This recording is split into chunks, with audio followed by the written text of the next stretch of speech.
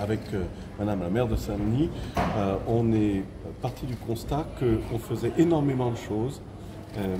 Madame la maire, de son côté, moi-même du mien, pour l'école inclusive ou pour l'école pour tous, et qu'en même temps, on avait monté un système qui ne donnait pas toujours entièrement satisfaction.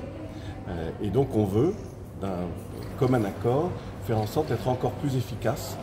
On a tous les dispositifs, les AESH pour ce qui concerne les ATSEM, pour ce qui concerne Madame la maire. Nous avons des équipes pédagogiques super motivées, des agents communaux tout aussi motivés.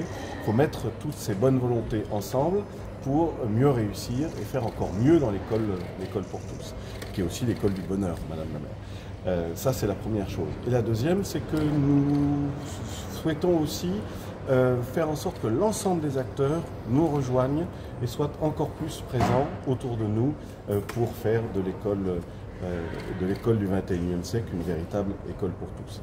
Et je vais laisser Madame la maire compléter, mais on a bon espoir dans les semaines qui viennent de pouvoir réunir l'ensemble des bonnes volontés des pouvoirs publics, quel que soit leur niveau, État ou collectivité, de façon à améliorer encore l'école pour tous.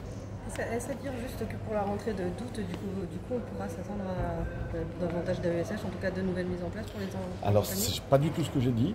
Le nombre d'AESH ici, à La Réunion, est exactement, j'ai vérifié ce matin, de 2904. C'est-à-dire que 13,2% de mes agents sont des AESH. Et ça, c'est en moins de 10 ans qu'on est passé de 0 à 13,2%. Vous savez la situation budgétaire de la France, qui n'est pas aussi bonne qu'elle pourrait l'être. Donc il ne faut pas s'attendre à des créations d'emplois dans les mois qui viennent.